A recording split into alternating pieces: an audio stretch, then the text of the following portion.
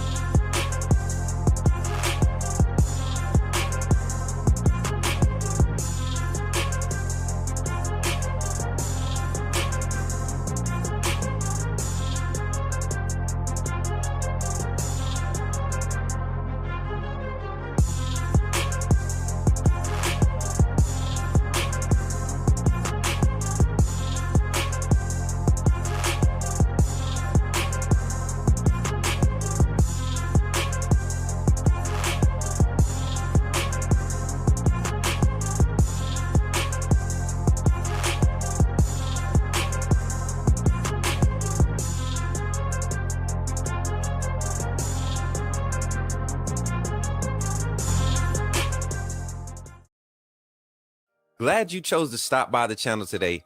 Just wanted to give you an opportunity to really become a part of this community here at the Coach Smook Network. We like to call ourselves the AAA family. The AAA stands for authenticity above all. We just want to give you an opportunity to become a part of this community because we're growing and we're doing something special here as a fan base, not just for Alabama, but the fan community as a whole. We're creating an environment where it's safe to be yourself, be authentic, and meet people who share the same passion you share, whether it's for the same team or not. You can do this by becoming a member of the AAA family. You simply start by just clicking the link provided to you by one of the moderators in the chat, or it'll be pinned to the top of the chat. Click that link, it'll bring you to my homepage. When you get to my homepage, make sure you hit the notification button and turn on all notifications. Understand that there are multiple ways to support the channel, and each level has its perks. You can go through and read each perk. As we continue to grow, new perks will be added to each level. One thing we would like to highlight that all AAA members are greatly appreciated. It does not go unnoticed that you have taken time and hard-earned money to support this channel. Once you join, YouTube is going to ask for some payment information, and make sure you monitor your subscription dates. Also, if you really want to get interactive with the community and find out what's going on, think about joining our Discord family. This is where you can get into all the fan talk of the community, and also there are networking opportunities. Please be mindful that there are rules and that we expect everyone to treat everyone with respect. Also, if you're looking to partner with Coach Smook Network or sponsor, please hit us up at coachsmooknetwork@gmail.com, and our staff will get back to you in a timely manner. I'm your boy, Coach Smook of the Coach Smook Network, and I thank you for supporting this channel.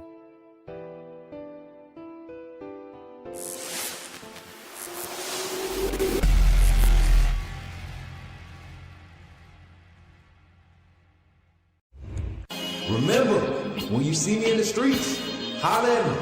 Say, put me in the game, Coach Smook. Put me in the game, Coach Smook. Put me in the game, Coach Smook. Like, share, subscribe. You know we keep it live. Put me in the game, Coach Smook. Put me in the game, Coach Smook. Put me in the game, Coach Smook. Put me in the game, Coach Smook. Put me in the game, Coach Smook. Put me in the game, Coach Smook. Put me in the game, Coach Smook. Put me in the game, Coach Smook. Like, share, subscribe. You know we keep it live. Yes.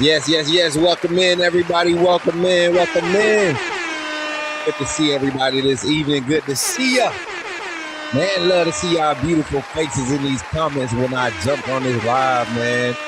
That whole intro and all that, man, that junk is good, man. That's good vibes, breaking in the energy. Y'all coming in, commenting, saying, what's up, bro? Tired, where you watching from, all that good stuff. Let's do a roll call before I have to start doing anything else. I'm going to get back to the OG Smook. I feel good today, y'all. I feel good today. I was feeling sad. You know, I'm missing my best friend right now, and but I got my other best friends. Hey, don't be talking about me. I got my chips over here. I just got done snacking a little bit before we came live. Don't you talk bad about me. But what's good, everybody? Good to see everybody in the chat. Let me know how the audio sounds. We made a few adjustments to our audio, man. Hopefully it sounds as clear to y'all as it sounds in my headphones, because it sounds real good right now. But good to see everybody. Let's start at the top with a roll call. Mary J, welcome into today's post practice report with yours truly, your boy Coach Smook, man. Y'all give it up, man. I appreciate y'all for tapping in the chat. All right, let's get to it. Roll call. Hi, welcome in, everybody. Who is this at the top with the first comment? We got Dominique in the chat. What's up, Dominique? Say what's up to the hey, roll time. I like that beat on. Hold on. Yeah. What's up, Bama boy? Good to see you. Roll Tide, man. My guy Jeff is in the chat. He said, is there a Discord link? Yes. Mark Discord to get you that Discord link, my brother. What's up, Dwayne? Good to see you. Roll Time, my brother. Good to see everybody. Zach, what's good, man? Good to see you, boy. Okay. Will Martin in the building. He said he want to hear some stuff from practice. Me too, man. I got some stuff to tell y'all. I had some good conversations today. Today was the first practice of the week in regards to Alabama schedule, getting prepped for the matchup against Oklahoma coming up next Friday night, man. I'm excited about it. What's up, Sully? Good to see you, man. Me and Sully was up all night trying to get his audio. We got another announcement for Coach Smook Network. What's up, Russ? Good to see you, my boy. AAA family in the house. I see you, Roll Tide. What's up, Jordan? Good to see you, man. LeBron Burgundy said, Roll Tide from Louisville, Kentucky. Ooh, we got the Bluegrass State in the building. What's good? My guy Alec is in the building with his, hey, that boy Alec got that wrist, man. He ain't playing. Hey, he ain't playing, no. He ain't playing, bro. Hey, go ahead to my boy Alec comment. I like that wristband on my boy comment. Hey, he ain't playing, bro. He ain't playing. Oh, he ain't. What happened to Alec comment, man? Go back to I was trying to get Alec a little celebratory comment. There you go. Look, Alec. He ain't playing, bro. He got that wristband. He ain't playing, bro. AAA. He ain't playing, man. Y'all give it up for my boy Alec. I know he was excited to be able to rock that AAA wristband, be a member of the AAA family. Let's go ahead and continue with the shout outs, man. We're just trying to give y'all a chance to get settled in. We have that message up at the beginning. If you're watching this post live, fast forward to the 15-minute mark. That's when we're going to start the conversation. But for everybody else that's in here, man, we're going to welcome y'all in. Get settled in. TikTok, I see y'all over there tapping that screen. Not playing with me. Y'all showing mad love right now. Coach, what's his name, man?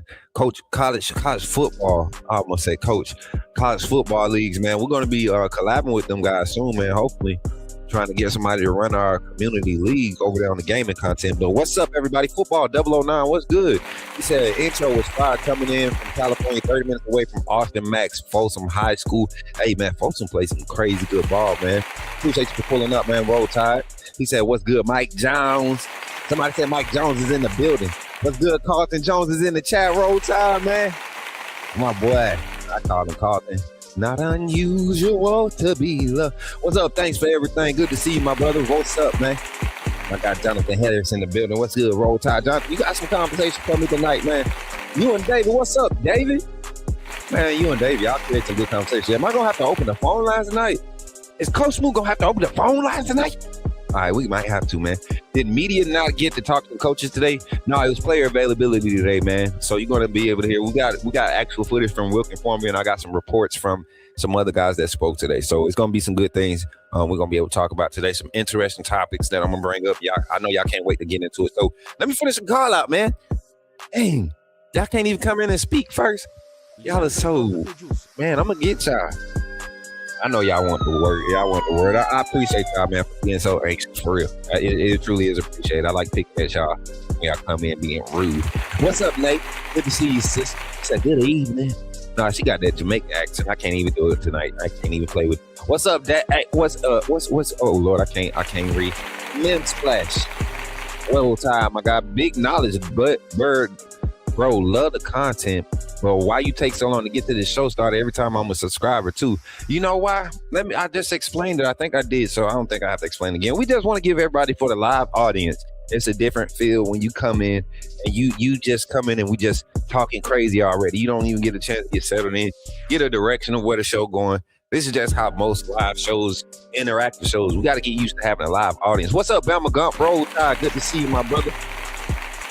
Oh, don't say All right, y'all, let's get into it. What's up, Dino? Roll Tide. Let's get into it, Mary J. And the man in the back on the ones and twos, y'all better watch out, man. My producer is cold-blooded, man. I'm telling y'all.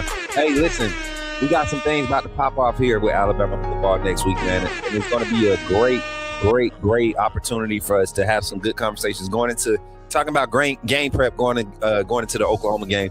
I think we are in a situation where this switch can really turn on from Alabama, and I'm going to talk about a few key things that were reported from practice, but also some takeaways from even the Georgia game. The Georgia game was not the most impressive game, right? It was not the best showing of what we can prove to be as the Alabama Crimson Tide. But we've seen this team perform better, especially on the offensive side. Defensively, I think we're on the up and up. And you know, there's waves and you know, highs and lows in the season, and you're going to see where teams, you know, kind of hit their peak, and that's what they are. And we don't know what type of offensive adjustments Oklahoma is going to make. We know that early on in the season, Arbuckle was really trying to get the vertical passing game going, and Mateer has not shown the ability to efficiently and effectively hit the deep ball. Same thing that Alabama's kind of struggling with, but they're able to offset that with you know, a consistent running game from their running backs. They run a good, healthy rotation of their running backs. And the quarterback is a part of the running game. He utilizes his legs when the plays break down, and they are able to scheme up quarterback design run scheming because of his ability to use his leg and willingness to use his leg. So we're going to get into a few topics tonight as we discuss the practice breakdown. But if you're enjoying it, man, and you want to be closer to the network, become a member. Y'all saw how to join the membership, but also we want to take a moment and let you all know that we are glad to be sponsored by Walk-Ons, man. Our new sponsor, man. Y'all give it up for Walk-Ons. Sports Bistro, man, they're giving us the opportunity to partner with them and become a spokesperson as a sports media talent. So we just want to give them their shout out here on the Coach Smook Network and thank them for sponsoring this Coach Smook post-practice report. Hashtag this Coach Smook Scoop. All right, let's get into it. You see me in the streets, holler at me. Say, put me in the game, Coach Smook. At Walk-On's Sports Bistro, the games are on, the food's delicious, and here you are always part of the team. Welcome to Walk-On Sports Bistro, where every day is game day. Whether it's a post-win celebration, drinks after work, or taking the fam for some made-from-scratch favorites, Walk-On's is your go-to for good times, craft beer and cocktails, and bold flavors for fans of all ages. From melty mozzarella logs to Hall of Fame level burgers. Stop by today or order online or in the app. Walk-On's Sports Bistro. Game on. Put me in the game, Coach Smook. Put me in the game, Coach Smook. All right, chat, let's get into it. Let me switch this screen around real quick. I got to move this over here because we flipped it. Did I flip it? Am I flipped around? Y'all let me know. Y'all let me know for sure. Okay, yeah, I think I fixed it. What's up, man? I appreciate y'all for pulling up. Antoine, everybody. Let's get into the conversation, man. I know y'all came here to talk football, so let's do it. Let's talk some football. Let's talk some Alabama football. I'm excited to announce tonight, man, that we have some change up in our lineups. We got some guys getting some reps on this first full day of practice for the Alabama Crimson Tide, and I'm talking about just overall. Let's first, before we just start breaking down the particulars of it, let's just look at some of the practice footage. I'm looking at body language today. You know, this is the first full practice back from their break since the SEC championship. Guys getting healthy. You know, putting the work in the recovery room, doing the necessary things, getting some time off to go see family. Some other guys, you know, a lot of the team, you know, still putting in that extra work with film sessions. Guys getting together, just trying to stay focused. There's a certain energy around the program from the fan base. There's a sense of nervous hope, right? Not negativity. Like, I think people are just hoping that, man, we've seen enough of the lows. Can we just begin our ascension out of our lows? And looking at how we ended the game against Georgia, I think that's probably the bottom of where you're going to see Alabama's team. But I look at the energy, man. The defense is still looking intense. You see all the rotation in the inside linebacker room right here as they work the drills.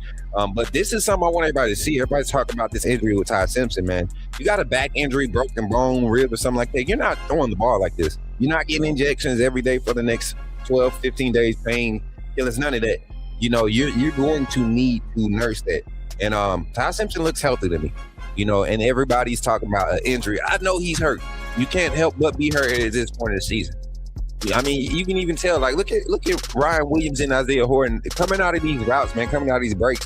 You can see the steps are a little bit more ginger. It takes time to build up and practice. So I think everybody's kind of hurting and feeling the effects of the type of schedule that Alabama had. So the rumor about Alabama's quarterback Ty Simpson being hurt is false, in my opinion. I haven't seen any official reports, and I've also talked with sources that have confirmed that there is no real injury to Ty Simpson. So we put that to bed when that came out on another live, but I just wanted to reiterate it with the practice footage. This is official footage provided to us from University of Alabama Athletics, Department of Athletics, Communications Department, I'm sorry. And I appreciate them for allowing us to, you know, be a part of that little community, man, that group of people that get access to this. But I like what I see from these, from the defensive linemen, man. I see, you know, I want to see guys just continue to work on mechanics and develop, right?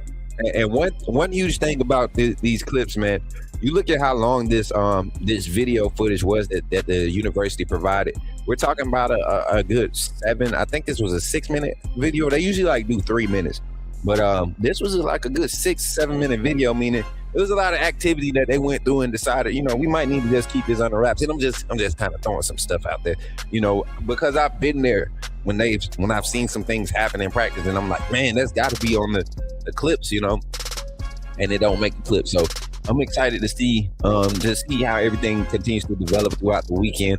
Now, Alabama has practice coming up, and I'm gonna go ahead and pull my notes back up here. 1 second here.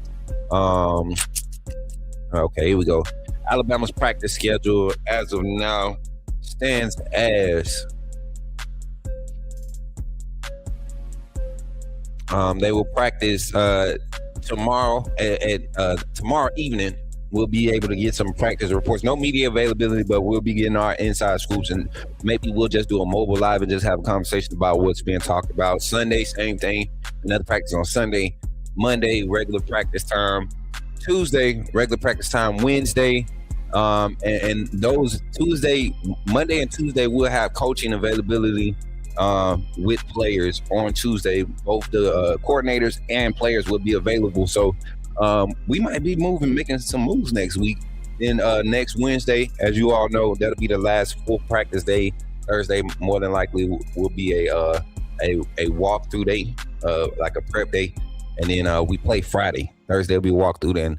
Then Friday night we will kick off against Oklahoma. So that's it for the practice clips, man. Y'all get in the comments. Let me know what you think, man. What do you see in the comments, or what do you see in the video clip right here that you kind of shows an interesting thing or something that might spark an interest? And I remember I kind of talked with my community viewers a long time ago when we first started being able to get access to this type of footage.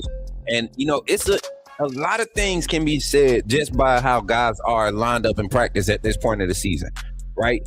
You look at that pairing of Caden Proctor and 72, knowing that Cam Dewberry is coming back from an injury.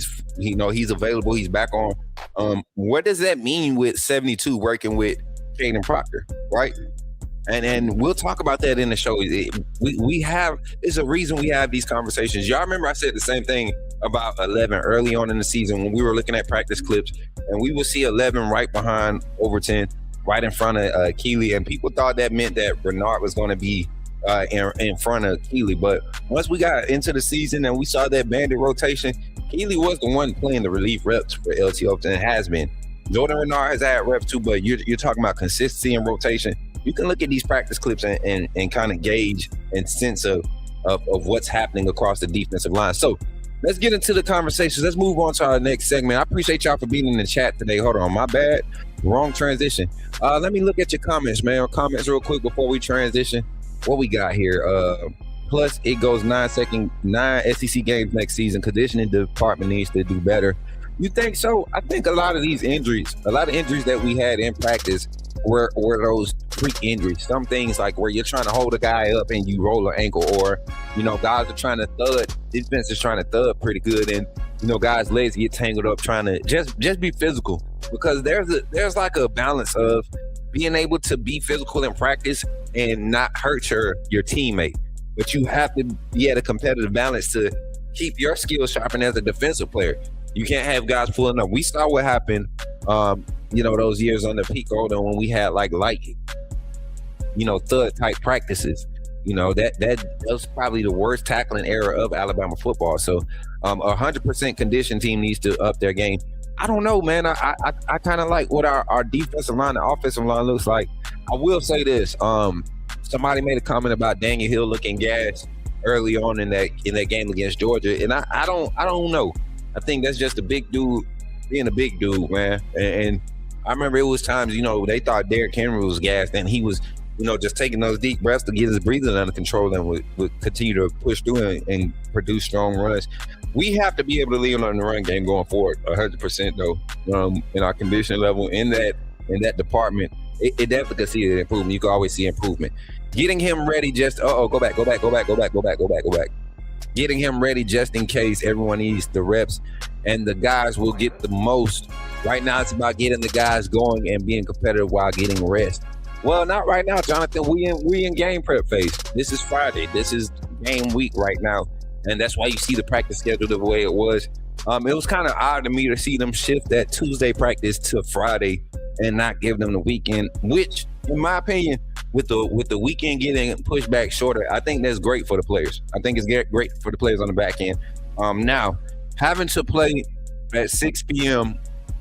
next Friday night, getting these times, these practices in, these full practices in at these different times, I think it keeps their body's condition, as far as his rest schedule, keeps them on a good schedule. The good thing about this is we're not going way to the West Coast for this first round game or anything like that. We get to stay in our time zone. It's one of those things where it's a trip that we made before as a team. It's not an unusual area.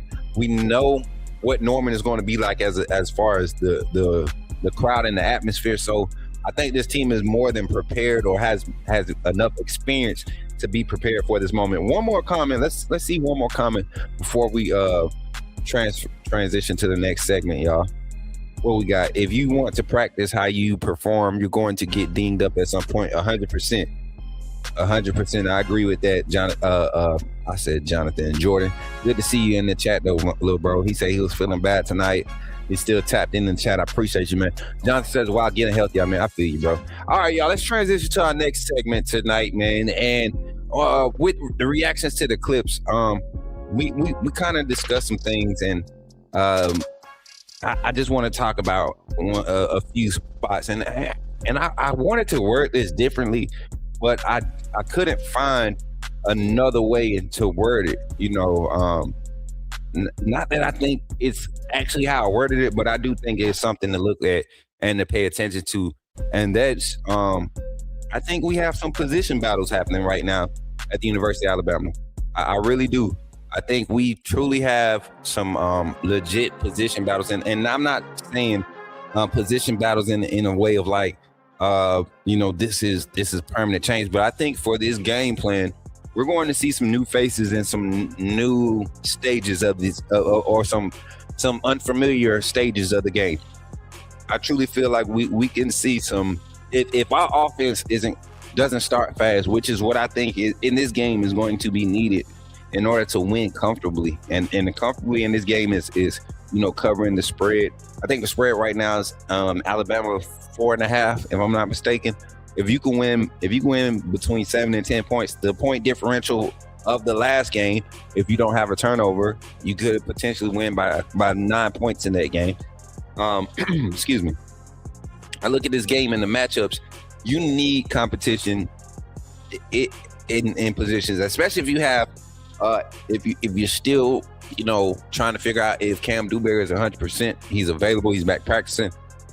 Is he back in the position in the game where he had a few mishaps, right? In the Oklahoma game, Cam Dewberry, but it wasn't to the effect of where it was on the turnover plays or the plays where we lost yardage. You just saw him struggle with a few one-on-one matchups, one pass off, but nothing that really caused pressure. And then the situation on the right side of the offensive line, young Michael Carroll has been playing outstanding. The right guard position still has a lot of question with Wilkin Formby. He gets in his head a few times, and we see a lineup switch every now and then where he has to bounce out the tackle, and I think we just need to come with a steady 5. Get your chemistry there. So looking at the shuffling of the offensive line in those certain periods of practice where you're getting into your teams and your script is still concerning to a certain degree. But if everybody's healthy and we can get back to that same production we were getting when we were rotated early in the season, I don't see a problem with it. It's not something that we're traditionally used to or happy with, but I think we can live with it because that's what was giving us success early on in the season. When we had a healthy rotation of those 6, 7, sometimes 8 offensive linemen during the offensive game plan. And I think it helps in establishing the run game with getting different, skill sets mixed up in the run game early to see what you can possibly open up with adjustments in the second half. We got to see better play calling from our offensive coordinator. We'll get into that in a few seconds. So we're talking about position battles on the offensive line, not necessarily position battles, but I'm just saying, like, look for some shuffling around the offensive line. Let's talk about the quarterback room, right? I think about this a lot, and my guy, thanks for everything, says the board said on Trent podcast that go back. The board said on Trent podcast that classes and graduation had a lot to do with when they practice this week. Yeah, and we remember, I told y'all early in the week, a lot of players were taking finals, and then graduation is tomorrow. I was coming to support Jalen Hill. Shout out to him, man. The young man doing his thing, going for graduation. But that did coincide with a lot of things about guys showing up for recovery, doing workouts, on field workouts, by themselves with prayer, position coach guidance. I think this team truly understands the pressure on this matchup. This is a game that they felt like they should have won. They could have won. 3 minor mistakes in the game is the difference in 2 points. So I think we see a different attitude. What's all the noise with Jaden Roberts? There's a lot of noise around Jaden Roberts being the fact that he's not getting the opportunity. And I can understand the outcries now, especially after you saw what happened last game. When you're playing against an athletic defensive front, like we're going to see against Oklahoma, like we're going to see against Georgia, like we saw against Georgia, right? You want to see someone with his tenacity and his power trying to give them an opportunity to kind of help us impose our physicality. All right, so let's get it. Let's get over to our next topic, the quarterback position. Now, hold on. Got to type something up. All right, the quarterback room. We got QB. I don't think it's competition, but I do believe that this staff is game planning for a situation to where if we see Ty Simpson struggle early on. What up, Dalton? Good to see you over there on TikTok, man. I ain't forgot about y'all TikTok. I appreciate y'all for pulling y'all too, man. And while you're here on YouTube, Facebook, Twitter and Twitch, man. However you can react on these platforms, please provide us a reaction, especially here on YouTube. We got 72 in the chat, only 27 likes. Let's run the likes up. We have already exceeded our goal of 25 likes on the stream. I greatly appreciate each and every one of y'all. But let's go ahead and get the likes up, man. Hit the thumbs up. And we got 68 in the chat. Go ahead and run the likes up. Let's try to hit 50 again. We've been hitting 50 consistently. Let's continue to do it, man. I appreciate y'all for showing love. Now, let's talk about the quarterback position, man. This is a touchy subject for the Alabama fan base. I don't know why. It was a real touchy subject last year for the Alabama fan base, and it has been, probably since Jalen Milroe has taken over. We haven't seen the inconsistencies at the quarterback position like we have over the past, 20-something years. Even John Parker Wilson, I believe, had a little bit more consistency, even though this was a more run-centered era. I think he didn't provide as much inconsistency. We knew what we were going to get from John Parker Wilson, and we knew his limitations. And so I just look at the phase of where this offense is, and I think right now there is reason to question the development of the players and the skill sets in this offensive scheme at this point of the season. Not saying that it hasn't developed players, because I think you've seen some offensive linemen develop and add to their skill sets. One being Caden Proctor. He's getting better and more consistent with a lot of his technique and mechanics. Parker Brusford started in this system as a freshman, came over with this staff in this system, and we see him being a top-rated center, has good film. Geno Vandermark has come over, and at right guard, on the right side of the offensive line, does a great job. Struggles on the left side. I don't understand what that is. Whoever offensive line experts, I'm not an expert at this. I just know what I know, and I live off of that, So you look at the development of the offense in this game, and people are starting to question, wide receiver development, not seeing a lot of separation, not seeing this and that. And I want to take you back to, the glorious Washington days of Ryan Grubb and Kalen DeBoer, right? And if you look at how those defenses played against a lot of those against that offense, a lot of defenses in the pack during that time did not play your normal man schemes. A lot of them played a lot of match three, so you saw the wide receivers had when it came to read concepts in your routes, right, and your passing concepts, you saw the wide receivers and their cohesion on display on a more consistent basis, but also the confidence in the quarterback was a big part of it. And so right now at practice, some of the things that's being said and being reported about, who's taking reps where and how things are going, I commend Ty Simpson for being a competitor, still showing up and having that command in the huddle, not allowing the outside noise to get him, not allowing anything that Coach Smook say get to him, because I've been hard on the young man, just like I was last year on Milroe after that loss to Oklahoma.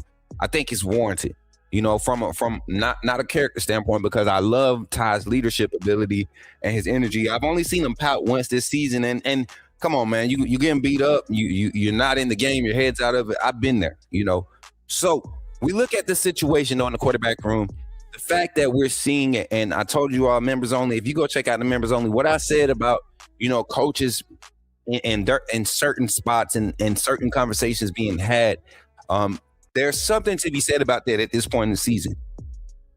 And I promise you, I do the stupidest things that may not mean something to somebody else trying to reach and get a story or uncover some things or interpret something. But I went back and I was looking at some of the practice footage that some of your Washington Husky outlets were privy to during their national championship run, right? And when Michael Penix and Austin Mack he wasn't even a true freshman there yet. No, actually he did transfer in for the playoffs. He got to get in playoff practice prep. But that they had I forget the backup quarterback's name. But during that week, man, you saw a lot of the clips. It was a lot of Michael Penix, Ryan Grubb. Michael Penix, Ryan Grubb in this clip. Michael Penix, Ryan Grubb talking about this. Well, when I look at the clips from practice today, I see the even distribution conversation and attentiveness to evaluation. Like, when you got a guy right now and he's going to finish strong for you, he's your guy. That's where your attention is. You're trying to prep him to be in a spot where he could put his best on display. That's a known thing. The backup quarterbacks getting the type of attention that they are is a lot to be said. And I'm not saying that they're not confident in Ty, but if there was a time for this staff to be challenged to make a quarterback change in game because of a lack of an offensive spark, this would be the time. And I think a quarterback change, and if you have a quarterback change at a point where you're down and the quarterback makes a strong value effort to come back and lead the team back, defense playing strong, and we miss because of a tip pass at the end of the game or something, and that's how you lose. You have faith and confidence in the coaching staff, and you even have more faith and confidence in the coaching staff and what this team can do if they do it, and you win. You win decisively, or the game momentum changes to the point where you just dominate from that point on. So you have some energy in this quarterback room where you have a guy that has kind of set himself up to be on that hot seat, right? It's a proven point for Ty Simpson, his first 3 to 5 drives of this game. And then you have guys that have to be ready in Austin Mack and Keelan Russell. Who's the guy that they pull the trigger on? I think in this moment, you make that decision in game.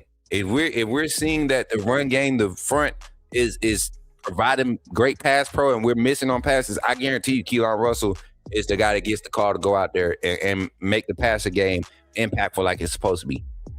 But if we're missing on read option reads and we're not making the right calls at the line, slot protections, I think Austin Mack will be the guy to go.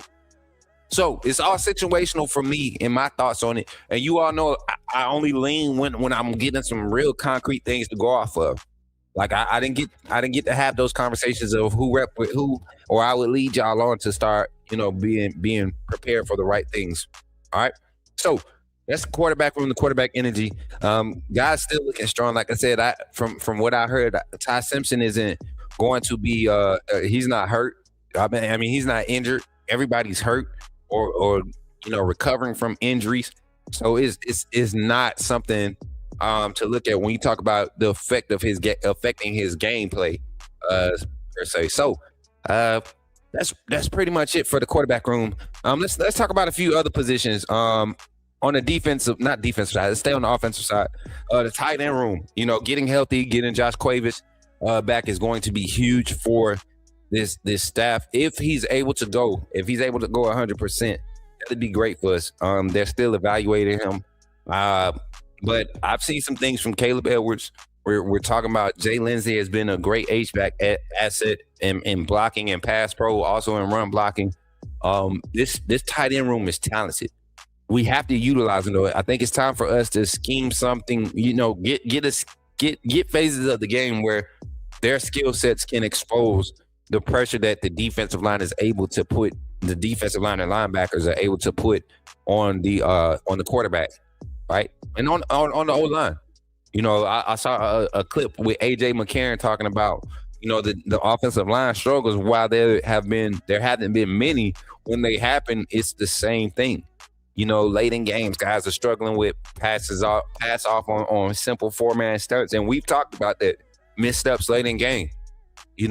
I think for me, I think a lot of it has to do with momentum, missing opportunities early in game. You see your offensive line start to kind of drag on steps or overcompensate on steps or overreach, trying to buy that extra second of time, and they're getting unbalanced and they're getting beat.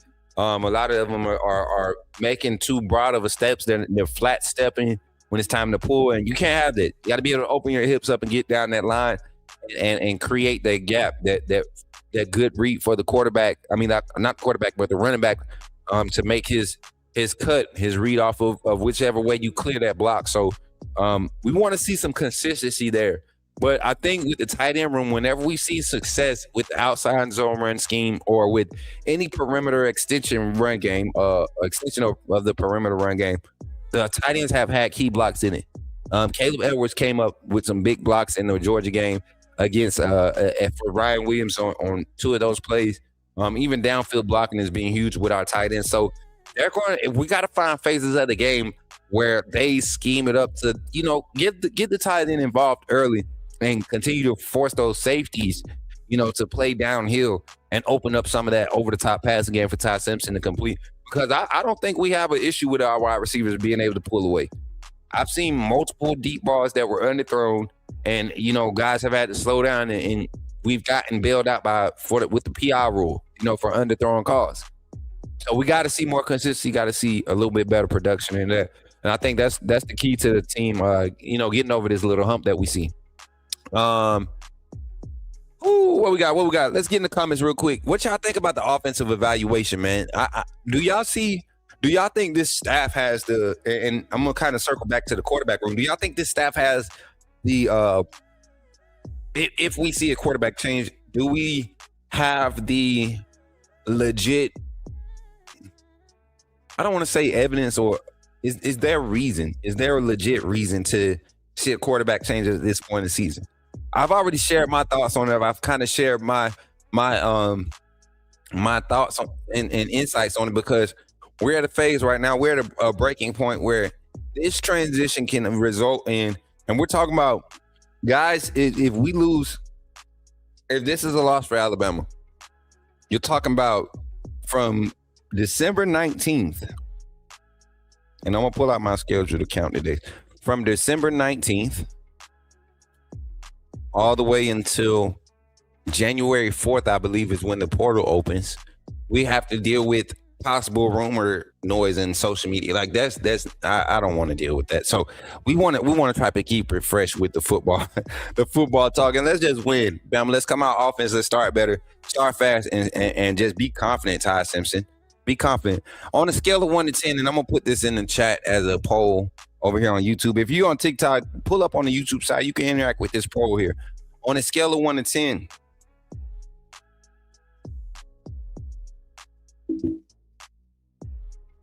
where do you think Ty Simpson's confidence level is? And I'm gonna put 3 different categories of answers: 1 through 4.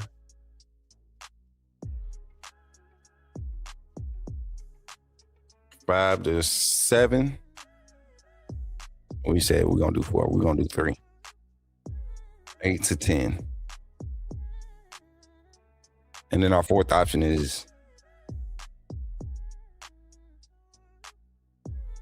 all right, we got a poll in the chat. And before we transition to our next segment, talking about it and breaking down the defensive reports from today's practice, I want to give y'all an opportunity to appreciate not only our sponsors, but take an opportunity to become a member of the AAA family, y'all. I'm telling y'all, we are seeing our members grow. We are back at 117 members. Shout out to Mary J for the big being gifted subs membership on the Coach Smook Network last live show here.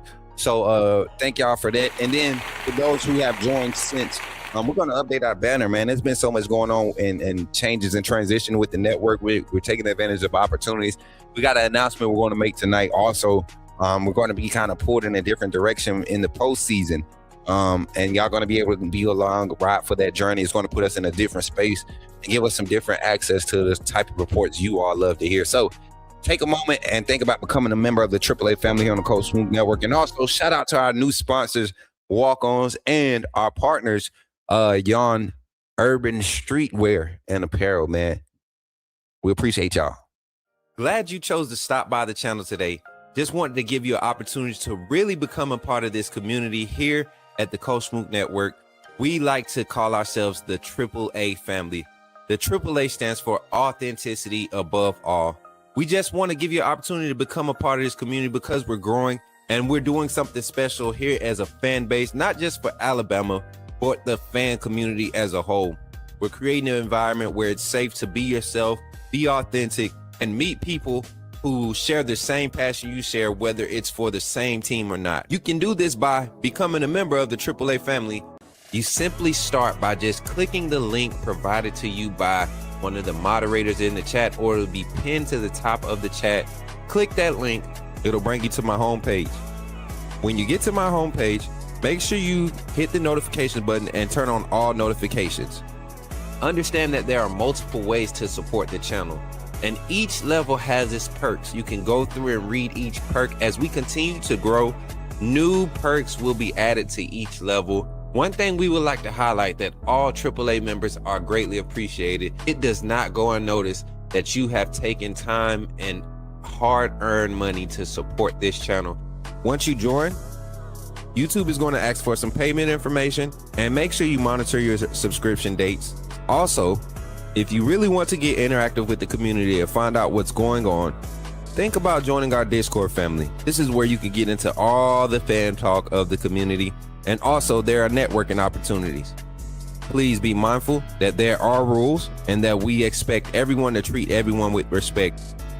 Also, if you're looking to partner with Coach Smook Network or sponsor, please hit us up at coachsmooknetwork@gmail.com, and our staff will get back to you in a timely manner. I'm your boy, Coach Smook of the Coach Smook Network, and I thank you for supporting this channel.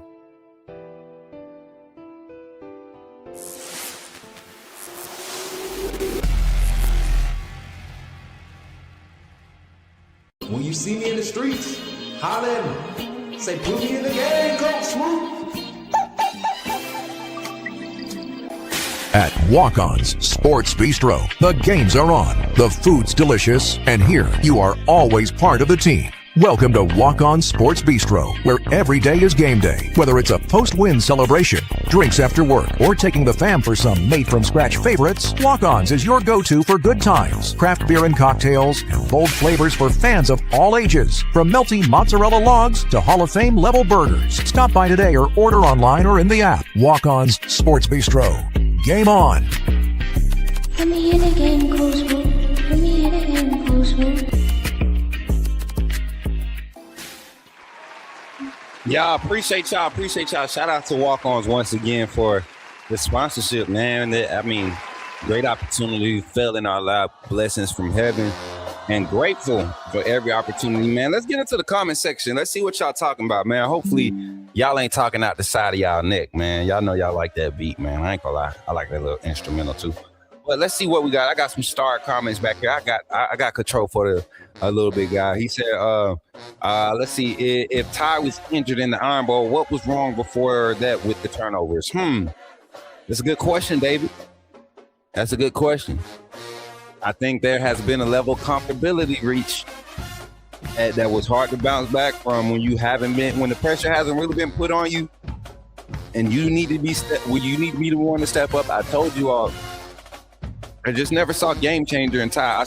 I saw ability to handle business, do what needs to do. I never thought the game would ever fall on him. Majority of the reason why a loss happened would ever fall on him.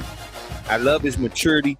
I love his ability to get back up and continue to fight, but the performance factor is huge right now, and we need more consistency. I think you got a point to ask. I think it's a good question to ask, man. Great question.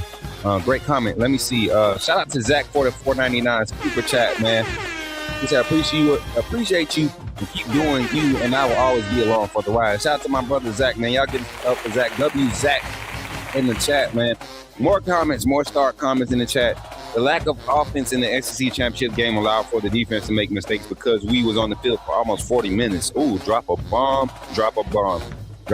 Zach, my brother said, we got to get the defense off the field. Help them. And you know how you can help them? Let's run the ball. I agree 100% with every fan that says we need to run the ball. I disagree with every fan that says we can't run the ball. That's where we have our argument at, and that's where we're going to always. You're going to be like, "Oh, you're always taking up for the." No, it's not that I'm taking up for the coaches.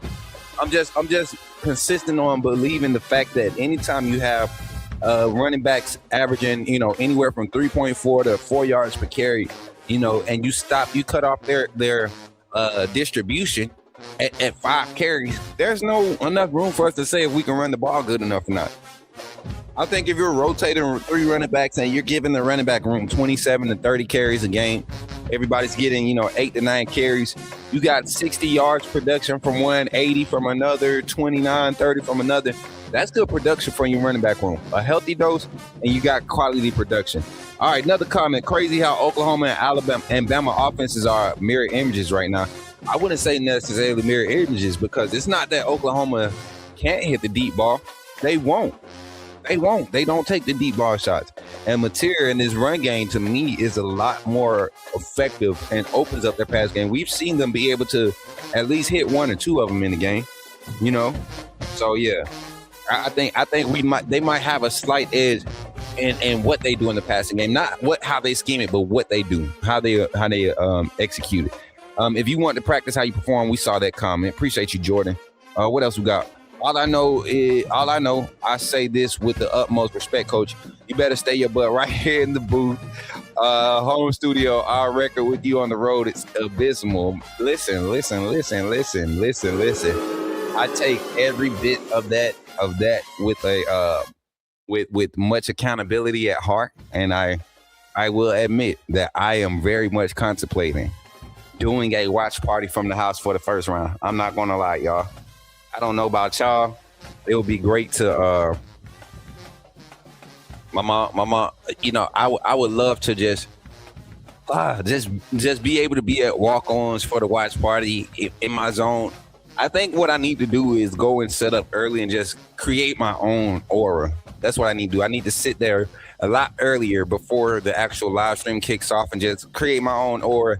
And so when the people show up for the live game watch party, we can have a victory. But, you know, I don't know, man. I'm contemplating, Novesh. I'm contemplating. And y'all might laugh and be like, man, it don't matter where you watch it. Yes, it do. Yes, it do. Every real fan knows it does matter. So, yeah. We're gonna be there. What we got? Appreciate you. Okay, we saw that. Appreciate that. $4.99 super chat from my guy Zach. All right, y'all. Let's get into our next topic of conversation here on the Coach Smook Network. Hopefully, y'all ready to discuss our defense. I think that's been literally the bright spot of our team when we're talking about being able to, you know, have this playoff berth, this first round playoff berth. This is 2 years removed from the playoffs now, right? We didn't make the playoffs the last year. Yes, we did. Last year, Saban, we got put out by Michigan first round. And then last year we missed the playoffs. So just a year removed from the playoffs. Alabama fans, I think we got to calm down, man. With the changes in college football, to even be where we were last year, ranked number 11, get pushed out by the technicality of conference champions getting automatic bids. I think if the rules that were applied last year were in place this year, we would find ourselves in the same situation because of literally the same type of ending to the season. You know, losing to Oklahoma. This game has to mean more. And from a physicality standpoint, last year in this Oklahoma game, the defense didn't perform near as efficient as they did this season. And I think with the struggles that we're seeing with John Mateer in the past game and how inconsistent they can be, if Alabama can, in this game, do something that they did at the first game, which is force turnovers, right? That could be the difference for us to win. You know, that's what the difference was for Oklahoma. It wasn't that our offensive game plan didn't work. Every team that was, you know, giving up, you know, a certain amount of every team's averages when it came to rushing yards allowed against teams. When we ran the ball more than 25 times, we pushed those averages. We pushed the total yard average. If you take away Todd Simpson's total negative yardage, which put us in the negative, right, for total yards gained on the ground, you got some quality yards gained in the run game. So I look at what the defense must do to contain what they were able to do, which is be able to move the ball on the ground, and how efficient the defense played in that game. Man, if we can get our offense to be more efficient, this defense will be elite. If you are able to get some early light box pressures on John Mateer and mix up the backing coverage, you know, get him second guesses some throws early, disrupt that momentum, keep the crowd out of it, and capitalize on one or two plays offensively to give you some early scoring advantage. The defense can get very aggressive, and we know when Kane Womack gets aggressive, that's when we see the defense force the most turnovers. I haven't gotten any reports of any real rotational moves or personnel being switched out. We actually had reports, and this is no inside scoop or anything. I told you all, whenever the team has long breaks in between games, you're going to have evaluation talks with players and they're, you know, getting their thoughts. Well, a lot of these thoughts about, you know, who's going to the portal and all of that, or what the plan is for the future as far as players' involvement on the team, that was had. So I think what we saw to end the season in the Auburn game, in the EIU game in the first quarter against Georgia in the SEC championship, as far as rotation on the back end in the secondary, being Dijon Lee, Xavier Brown, Imani Jackson, Red Morgan, the safeties Bray Hubbard, Keon Sapp. I did hear that Drake Kirkpatrick has been reinstated for the playoffs, and I told you all. I'm not going to say it's confirmed, but if that's the case, and if this is confirmed, I think we see him inserted immediately for this game because of his effectiveness and run support early on in the season. And he's still been able to participate in team activities. He just has not been able to travel with the team and play and all that good stuff. Still doing workouts, still showed up for him. Everything is still there for him. The young man has served his time of punishment.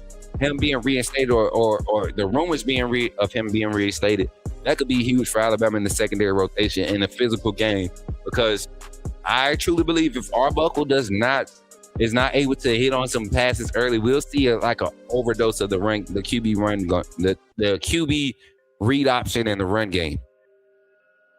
I truly believe it. And this defense, as much as we've seen it in the past, I think they're geared up for it, but you don't want guys getting burnt down after, 2 or 3 of those converted first downs. That bend but don't break defense is going to be a huge part of how this game plan plays out, because the red zone is where we were able to force a lot of turnovers.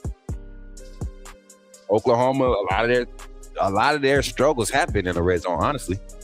So I can't wait to have our conversation with Hall of Fame Jason. Make sure y'all go and check out Hall of Fame Jason's content this week, man. He's been doing some great coverage of all the college football, hot topics and stuff all over the college football. So make sure y'all go check that out. But defensively, y'all saw the clips of the linebacker room, man. Seeing that inside linebacker room healthy, flying around. Nakai Hill-Green, Deontay Lawson, Justin Jefferson, man. One of the best trios in college football right now as far as the inside linebacker room. And they're producing. I think for this game, though, and give me a second. Let me take a sip of water. Thank y'all. But I think for this game, defensive line rotation is going to be key. Tim Keenan, London Simmons, James Smith on the interior. With LT Overton still experiencing some illnesses, still day to day. Keon Keeler is going to be a huge part. You just not have him on the field with his frame and what he does, just from a physicality standpoint, right? Athleticism displayed last game. Same thing with Noah Carter and Justin Hill, man. I know Quay Rousseau and Yancey Pierre are healthy, but I think you can kind of stretch them and extend them to field some of those bandit snaps when you have to rotate Keeley, right? Jordan Renard has had some flashes, but I think he's a flash guy. He's a spot guy where you throw him in when you need a bull rush, right? That's where his strength is. Containment is not his strength. Tracking the ball very well, a lot better, but the bull rush is his strong point. When you need that pure pass rush, bull rush from that bandit position, that's Jordan Renard. But extensive play, edge containment, dropping into the flats or covering the running back or tight end off the line of scrimmage. Like, those are things you want from Quay Rousseau, Yancey Pierre. We saw Justin Hill get out and track a check down and stop it for a third down stop, kept him short, forced fourth down, right? These young guys are growing in this scheme. I think Kane Womack has shown his worth as far as the defense coordinator and how players can develop in this vision coverage back end scheme with your gap attacking scheme up front. Kane Womack's name hasn't been mentioned in a negative capacity in months. Facts, 100%, and it's great. It's great. And I kind of told everybody last year it was only a matter of time because of some of the bases of his 4-2-5 come from Nick Saban's 3-4 nickel, and people just continue to. No, it's not. It very much is. It very much is. The language is probably the most confusing because you're talking about just a different coach, right? Harris, y'all get him again. Get him. Yeah, Darius, that's what you get, man. We told you what you're supposed to do, man. We told you. Darius think we playing, man. Why Darius think we playing? Somebody tell Darius, man.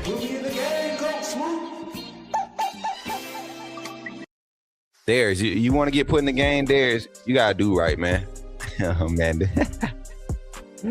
All right, y'all. Let's get over to the last bit of conversation here tonight, man. Our third segment of the night, and I'm gonna change the beat up a little bit. I love what we're seeing from the possible lineup changes here. I saw a video clip or a piece of the clip where, in order, offensive line, but wide receivers. You saw Jeremy Bernard, not Rico Scott, but Jeremy Bernard, Isaiah Horton, in this order. Jeremy Bernard, Isaiah Horton, Rico Scott, Cole Adams, Ryan Williams. No, I think it was Lacier Brooks, Cole Adams, Ryan Williams, Jalen Bakwe, Jalen Hale. Right? That was the order of the drill. And then on another drill where you kind of spread out and you saw 3 receivers going at the same time, you saw Jeremy Bernard, Isaiah Horton, Rico Scott going first.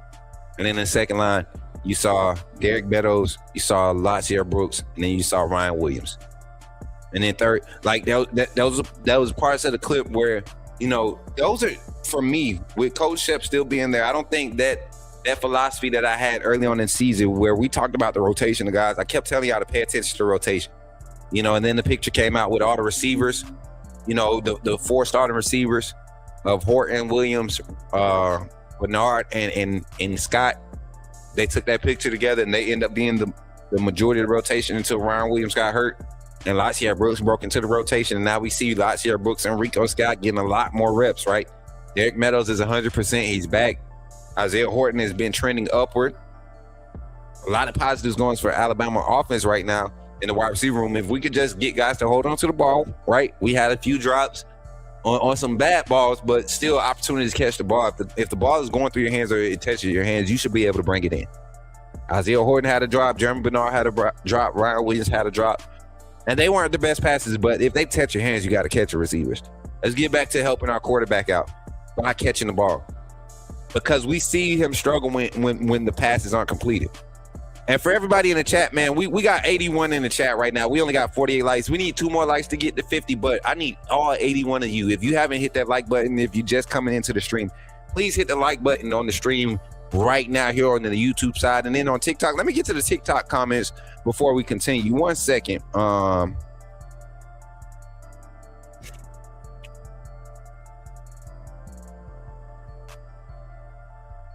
had to find this page. All right. What's up, TikTok? He said everything matters going into a game as a Bama fan. 100%. That's what Britt says over there on TikTok. I think it more so matters now because of how we lost the SEC championship. Not the fact that we lost it, but it was how we lost it. It was how we lost it. So I think right now, in Bama space, hold on, y'all. Go to your room. Go to your room. He over here pulling on the chair, y'all. My dog, he getting so big, man. But we're right now we're in a space right now. Like I said, there's a valley experience going on with Alabama fan base. The production on the offensive side, there's a lot of things where we can take all the negatives and stack them up, but there's some positives to build off of with this team too. The fact that the opportunities are there, and like literally the deep ball to Jeremy Bernard was probably the last nice looking ball that Ty Simpson has thrown. But the fact that the timing was off, that he overthrew it, it was like, dang, man, that could have been the one to get him started on the right path. And we just need one of those plays, or one of those moments in practice to kind of get him in a moment where he's confident going into the game. So before we get into our last segment, our closing out segment, and open up the conversation, I think I'm gonna open the phone lines too. As a matter of fact, if we want the phone lines open, I need can we get member, get your AAA emojis in the chat, and also let's get some phone call emojis in the chat for our non-members. Let's get everybody to chat it up. We need that chat rate to go up for a second. We got 53 likes on the stream. Appreciate y'all. 81 in the chat. Let's get our chat rate up. Let's get at least 25 people typing a comment. W's in the chat, fire emojis in the chat, phone emojis if you want the phone lines open. I can open that phone line now. Y'all know I love to open the phone line. Let me in this poll. We got 40 votes on the poll today, y'all. On a scale of 1 to 10, where do you rate Ty's confidence? And I'm gonna see if I can get a screenshot of this bad boy and post it so y'all can be like, yo, he telling the truth. He telling the truth. I ain't got to lie, Craig. I ain't got to lie, Craig. Let's see. All right, here we go.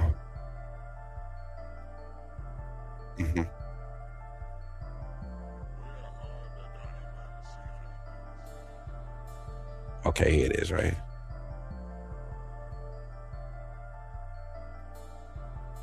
I'm sorry, y'all. It took a minute. It was like lagging for a second. I told y'all this this PC right here, we haven't been using this for a while. So we're grateful that it's even kicking at this moment for us. All right, let's see. Can we get this shared? Here we go. Votes. Ty's quarterback confidence. Let's see.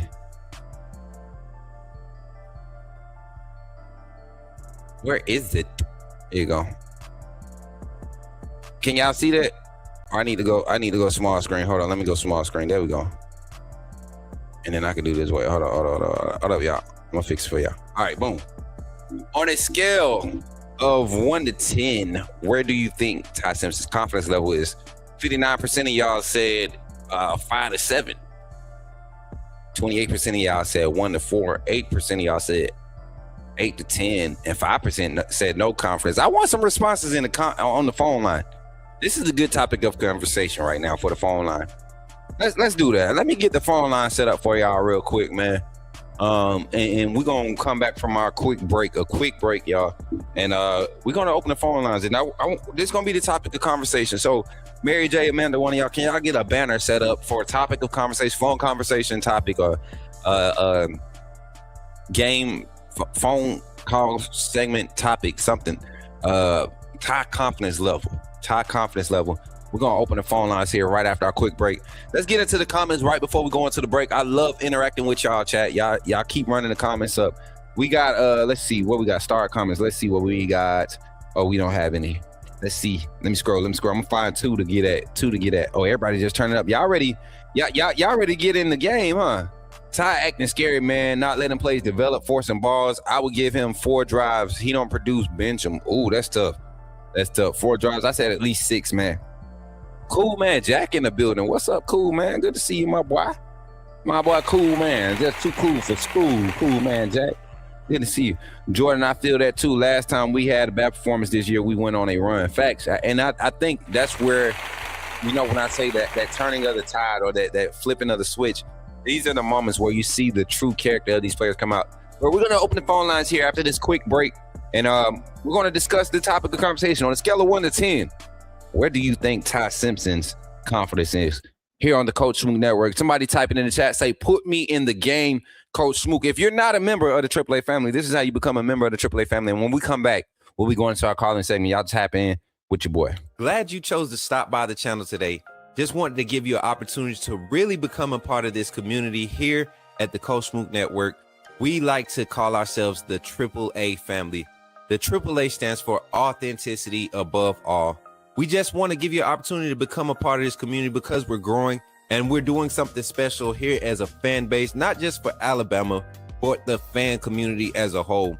We're creating an environment where it's safe to be yourself, be authentic, and meet people who share the same passion you share, whether it's for the same team or not. You can do this by becoming a member of the AAA family. You simply start by just clicking the link provided to you by one of the moderators in the chat, or it'll be pinned to the top of the chat. Click that link. It'll bring you to my homepage. When you get to my homepage, make sure you hit the notification button and turn on all notifications. Understand that there are multiple ways to support the channel, and each level has its perks. You can go through and read each perk. As we continue to grow, new perks will be added to each level. One thing we would like to highlight that appreciated, it does not go unnoticed that you have taken time and hard-earned money to support this channel. Once you join, YouTube is going to ask for some payment information, and make sure you monitor your subscription dates. Also, if you really want to get interactive with the community and find out what's going on, think about joining our Discord family. This is where you can get into all the fan talk of the community, and also there are networking opportunities. Please be mindful that there are rules and that we expect everyone to treat everyone with respect. Also, if you're looking to partner with Coach Smook Network or sponsor, please hit us up at coachsmooknetwork@gmail.com and our staff will get back to you in a timely manner. I'm your boy, Coach Smook of the Coach Smook Network, and I thank you for supporting this channel.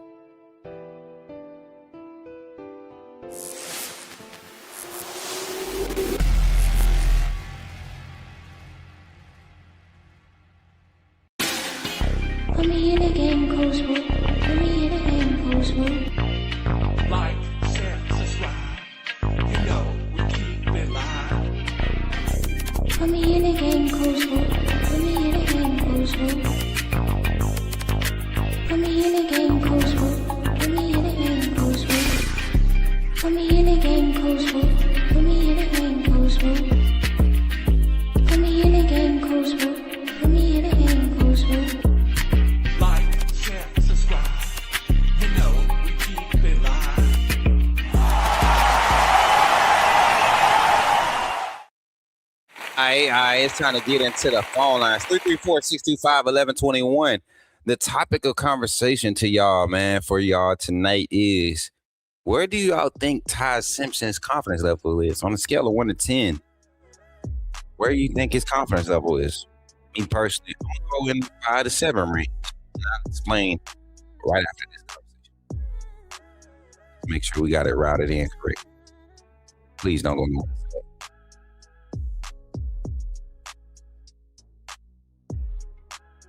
Uh-oh. Oh, chat. Hold on, chat. I gotta fix it. Hold on, Zach. I'll be right there. Hold on, chat. I gotta fix it real quick. Mary J, I'm gonna put the graphic up for a second. Chat. I'll be right back. I gotta fix it. I forgot to change the hookup one time. See, I'm always messing something up. Here we go, chat. Give me a second. I'll be right back.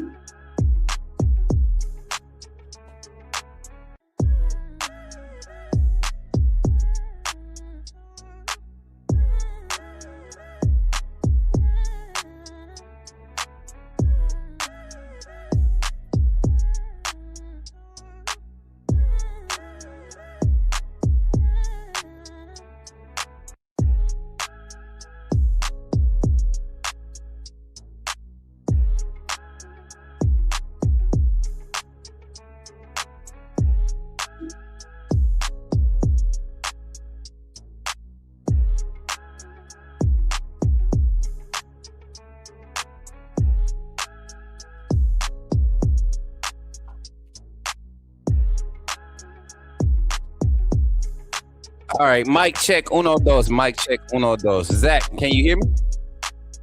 I can hear you. All right, and I can hear you. Let me make sure I turn you up.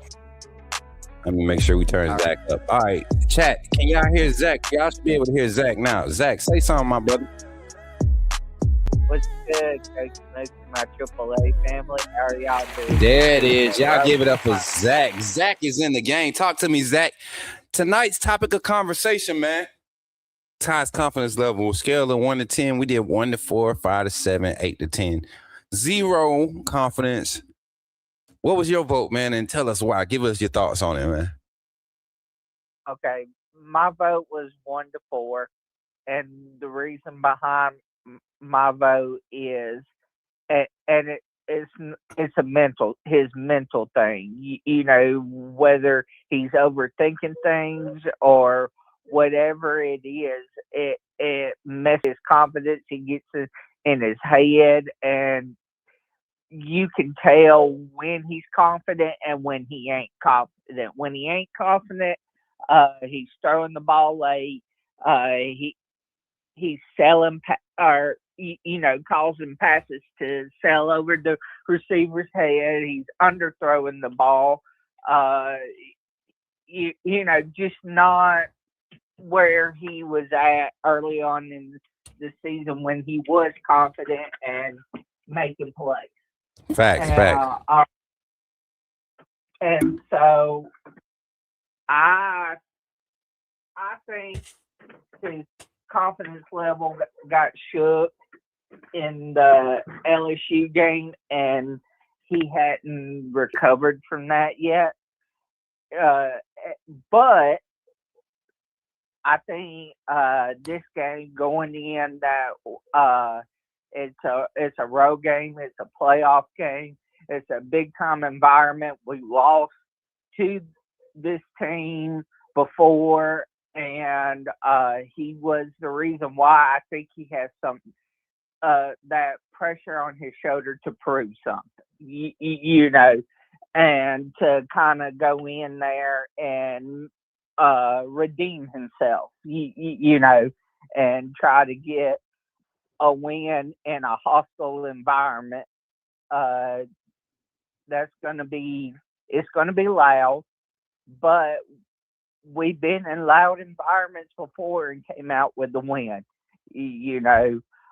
South Carolina, Missouri, Jordan Hare. So I think he can do it. We all know he can do it.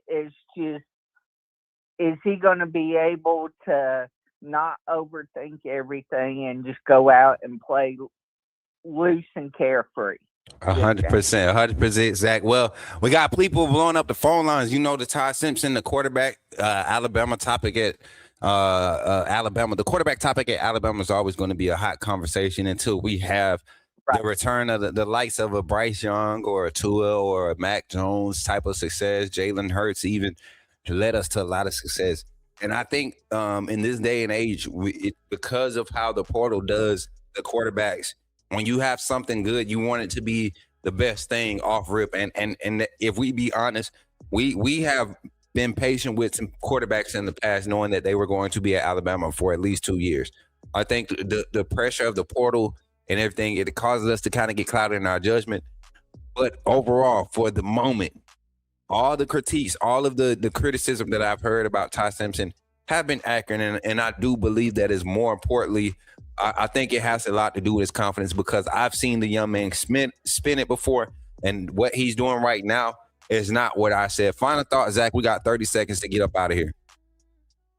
All right. And my final thought is Ty Young or Ty Simpson. Oh, I said Ty Young. Ty Simpson, he has the offensive line to make plays. Bryce Young had a worse offensive line and had a Heisman type season only because he was able to utilize his legs to get out of the pocket. If Ty utilizes his legs to get outside of the pocket and get back to making plays like he did early on in this season, this team can be a national championship team, I believe. 100%, Zach. Well, I appreciate you calling in, man. Y'all give it up for Zach now. Roll Tide, everybody. Roll Tide, Zach.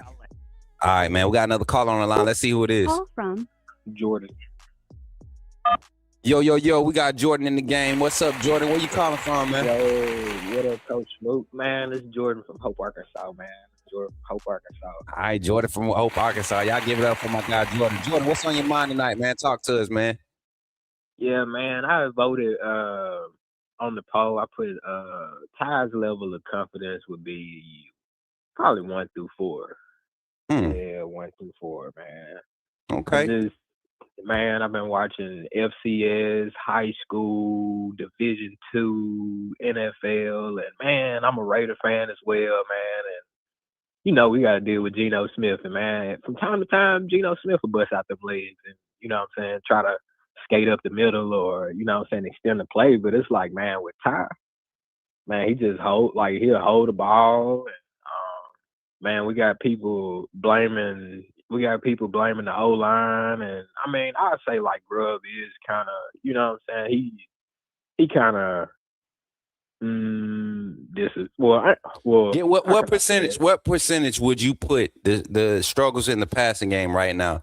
Where would you place blame percentages between all three levels? You got your offensive coordinator, you got your protection, and your old tight ends, whatever the protection consists of, and the quarterback actually executing.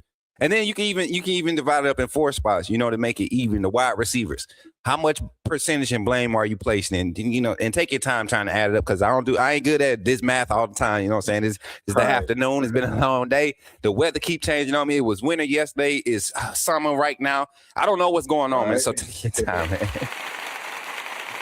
Go ahead, brother. Man, I'm gonna put I'm gonna put 75% on Ty. And then I'm gonna split the rest up by like 5s and 10s.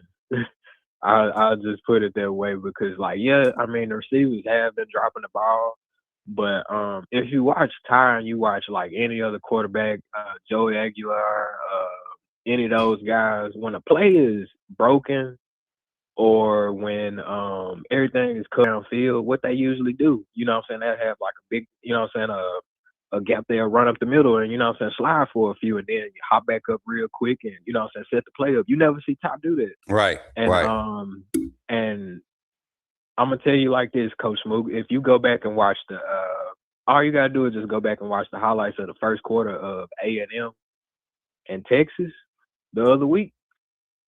They look exactly like the Crimson Tide offense. And And as good as Sark is as a play caller, and yeah, I know Arch been struggling, you know what I'm saying, for the most part of the season. But man, A&M made Sark look regular, you know what I'm saying. But what it was they was blitzing on early downs. A&M started out blitzing on early downs, stacking the box. And what made A&M back off was because like Texas, they kept going 3 and out, 3 and out, 3 and out. And I'm like, man, this ain't like Sark. You know what I'm saying? Usually he gonna dial something up. So what happened was Arch on design pass plays, Arch just started like running up the middle, like when everybody cover, he'll just take off down the middle and then slide for a few yards, and that opened up the pass game and that opened up the running game. Right. Because that made A&M stay at home and, you know what I'm saying, get out of it, stop blitzing on early downs because they kept on getting tore up by Manning's legs. And man, they ran the ball well all game after that because they had to worry about because A&M, you know what I'm saying, they backed off because they didn't want to get ate up by that QB run up the middle. And so that's our problem because you never see Ty use his athleticism. And man, shoot, just like and I don't like it's not like I'm not well, I know football. Yeah, you're gonna take some damage through the season. You're gonna be sore. But if you go back to the FSU game, remember Ty running, well, he had the chance to just, you know what I'm saying, get the easy first down, picking it up with his foot. I think it was third and 2 or 4th and 3. One of those plays. It was I can't remember the exact play, but he tries to make a pass. It was 4th and 2. That's what it was. It was 4th and 2. Right. And he had 7 to 10 yards of open space in front of him to convert that and gain more yards past the line of scrimmage. And he pulls up and tries to force a pass. I remember the play. Right. Threw it right to Ryan Williams in the dirt. Yeah. And like, come on, man. He's not assertive. You know what I'm saying? He's not to me, he's not an alpha on the, he's a leader, but he's not an alpha. You know what I'm saying? He's not, like, he don't play with confidence. You know what I'm saying? He don't play to, like, take over a game. You know what I'm saying? He's not James Harden with the rock. You know, he's not a point guard, like Nick Saban say. And that really just hit me just talk about this. Just like in the Tennessee game. Hey, he did well in the Tennessee game, but it was that play he had the brain for it where he could have ran for an easy first down, but he went back and threw it back into triple coverage, and DeBoer was on the sideline going crazy. And then SEC championship, sliding for a stack. Come on, man. Yeah, at least throw the ball away. Final thoughts, man. We got more people calling in. And Jordan, is this your first time calling in from Ohio? Arkansas, Bill Clinton home. Oh, Hope, Arkansas. Okay, Jordan from Arkansas. I said Ohio. My bad. Ones and twos in the back. I'm sorry. My producer's in the back. I already said Ohio. We get a lot of Ohio callers, Bama fans in Ohio. Do you do the first one?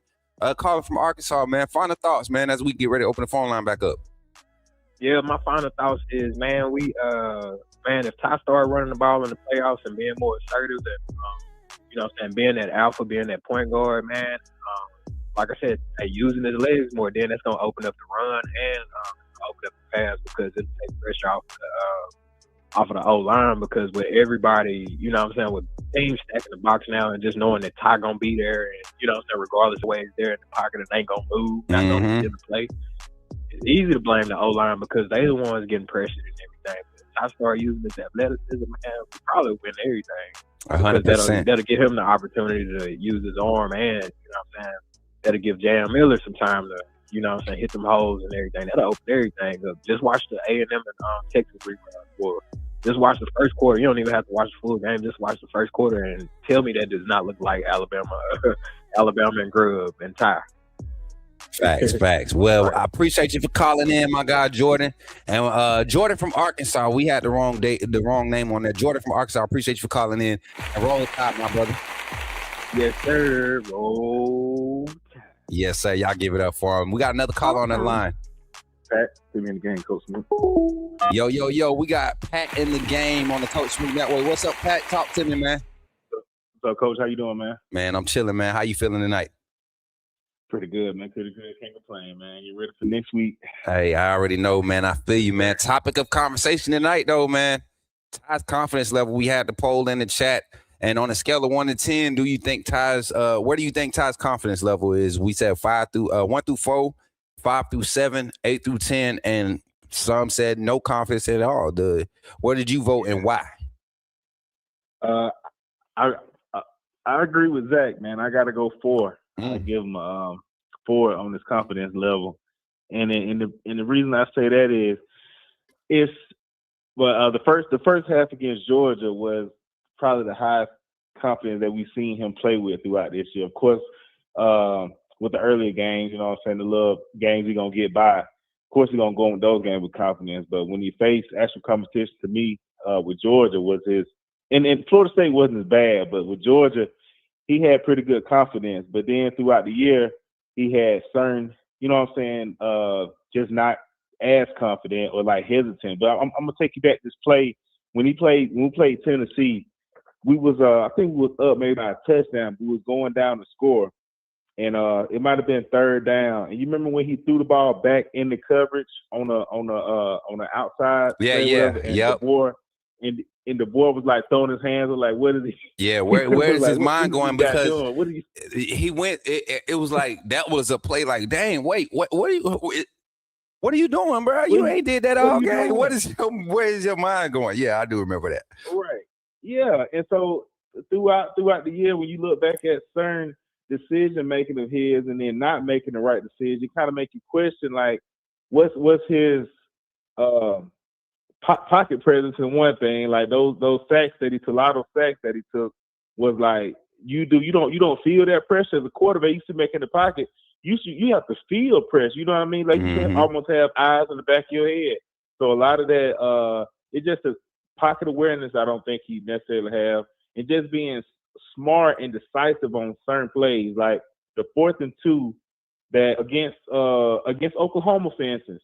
Dude, you could have took off and ran for that play instead of both your plays against Oklahoma and Georgia being outside plays, and threw them over their head against Georgia last week. And then when you threw the Ryan, Oklahoma, you threw it in the dirt. So I mean, just your decision making and knowing like where am I out on the field, like you know what I mean. Like you play different sport in baseball, for instance, you would have a, you know what I'm saying. If you play on third base, you should know when the ball is going to you or somebody on first. You going to where? You going to second. You know what I mean? As being a quarterback at 4th and 2, you should know, okay, this right here is the play, all these routes. Throughout this route, what if he pulls a linebacker there and the field opens up? So I can just run and get them 2 yard plus. You know what I mean? Like my left guard blocks this type of way normally on this route, and normally he'll push this. If I have a 3 technique, normally he's gonna push him out of the play, and the center may open up. The center may block him out. Or, you know what I mean? Like those type of things. And those are things that you pick up with when you are when you have confidence, man. You help your offensive line. Their job is, I'm telling you, man, at the collegiate level, the type you're going to see in the SEC week in and week out. If my offensive line can give me what the national average is for quarterbacks, you know, with a higher completion percentage of 60% or better right now, an average of 2.7 seconds is that from snap to time of release to completion, national average 2.7. Ty on average time of completion is getting 3.4 seconds. So how much more time does he need to? I mean, some of these delayed blitzes, I understand the hesitancy. But when you see it, you got to be decisive. You have to know and give yourself the benefit of the doubt that you can extend that play to move the pocket. You know, don't call a slide protection and don't use it to your advantage. Don't slide the protection and then not move with it when you need to buy more time. You're going against the protection. You telling the protection to go away from the way you're going to try to evade to create a play. That's crazy work. That's crazy. And back to your point earlier about even with Grubb. Like that's a point in the game against Georgia. We saw it in the second quarter. That's when it happened. The first time protection, we get beat off a weak side blitz, and then at that point in time, if I'm the coordinator, I'm not giving him that control no more. We're going to go base, and we're going to allow our offensive line to beat the guy in front of him based off the assignment. We're going to go base. You got to make the read off of it. We need you to get the ball out quicker anyway. Stop trying to slide protection to buy more time. Throw your wide receivers open sometimes. Throw your wide receivers open, right? And I feel like he did, like, you know, it was certain throughout the season he was throwing people open. He had that confidence. And it's not like, it's just now just being decisive in his confidence. Because I feel like the interception that he just recently threw against Georgia, that guess was if you look back at the route, I don't know what kind of route that was that Horton was running. I'm trying to think like what was that to float the ball like that and just how he threw it. It wasn't like, you know how when you doing an RPO and you coming off of, you got to, so you on that timing and you hitting right in stride behind the linebacker. It wasn't that kind of route. Like, I feel like they need to work more on their timing and delivery, staying after practice, work on their timing more so, like out of the routes, knowing every wide receiver's route tree that they're running, and just cut the field in half. Just cut the field in half. Let them work off of this field from his check downs and his out route from the tight end, whatever on that side. Just cut the field in half. He's having the whole field to work with, and he's not seeming to see the whole field or not necessarily having the confidence to throw that ball in this. Because I'm sure when he threw that ball, I'm sure he was thinking, this is what he was thinking, Smook. I hope it's not an interception. I hope it's not. I'm throwing up. You can't do that. No, you actually can't do that at the court. I'm sure I want my son to be a quarterback because I want to. You know what I'm saying? You can't do that. I never played quarterback, but I played on the line. But I'm saying, like, you have to be decisive in your you know what I'm saying, in that decision making. You can't be timid. You know what I mean? Like, that was a float, a throw that he just threw over top. Horton didn't reach up at it. He probably wasn't on the right time, it seemed like, because he didn't really go. You know what I'm saying? Go after the ball to make a play on it. Facts. End up in an interception. But I mean, definitely the overall talent is there to make a run, and I'm hoping these guys can make a run, man, and win it all. 100%, man. Well, final thoughts as we get ready to open this phone line up, man. We got a lot of comments in the chat. I see the Twitter numbers is going up, man. Twitter been diving in the past couple of days. We had 1,100 viewers on Twitter. 117 over here on YouTube, 9 over on Facebook. We had a few on Twitch the other day. So we continuing to grow, man. Give them your final thoughts, and you up to pull up on a stream, man. You know, that's the thing nowadays, folks. Yeah. Folks hit phone. Right? Yeah. But go ahead, man. Your final thoughts, brother. Oh man, yeah, man. We just need to have a game plan, go in and execute. For sure. Defense playing good ball. We going to execute the offense, hold on to the ball, go down and score, end with a kick. We come out with a win. Because look, man, that disrespect just spin on the logo, which is uncalled for, bro. Like, come on. Yeah, man. And you got. I think last time Alabama had to show up against a team that disrespected them, that Vanderbilt game, they came out and played a complete game, man. If we can match that mentality with some of the things that we were able to build off on since that game defensively and get the offense back to around that time type of production, a little bit more leaning on the run game, trusting the running backs to execute the run game and the offensive line, I think we see a better product to go entering in this playoffs, and we can see a realistic playoff push. You can build off some late confidence this time of the season with some positive turnaround in those major two areas offensively and just maintain on defense. But I appreciate you for calling in, Pat, and roll time, my boy. Yes, sir. Y'all give it up for Pat in the chat on the Coach Smook Network. Man, hey, while we're here, man, I see everybody in the chat on YouTube. We got, how many we got in the chat on YouTube? I was just looking at, where's my dashboard? Did I mess my doggone thing up? Let me see. I thought I had, there it is. Or do it, that's not it. Let me see. On my dashboard tab. Thought I had that some gun. I don't. How many we got in the chat, y'all? How many we got in the chat? How many likes we got on the stream? I need a like count. Let me pull it up myself. 334-625-1121. The phone lines are open. Anybody can call in. You don't have to be in the YouTube chat to call in. Somebody said, man, I be wanting to call in, but I don't be in that YouTube chat like that. I said, yeah, what you mean in the YouTube chat? We got, man, you can call in while it's live from anywhere. If you watching on TikTok, you watching on Twitter, you watching on Twitch, you can call into the phone line 334-625-1121. And if you a Wi-Fi caller because you don't have phone service, use the Google app. I like when they call in, Google will give you their name. Google will give a name for you, make it sound professional, make it sound like you know somebody.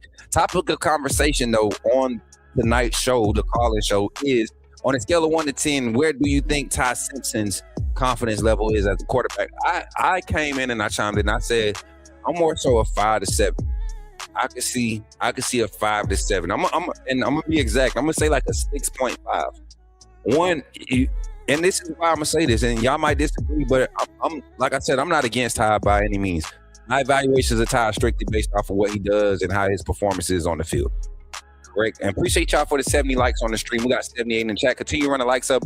Let's get to 75 likes. We need 5 more likes to get to 75 here on YouTube. And TikTok, continue to tap the screen. I can't see how many likes we have, but keep tapping that screen, man. We've been doing some great numbers over there on TikTok too.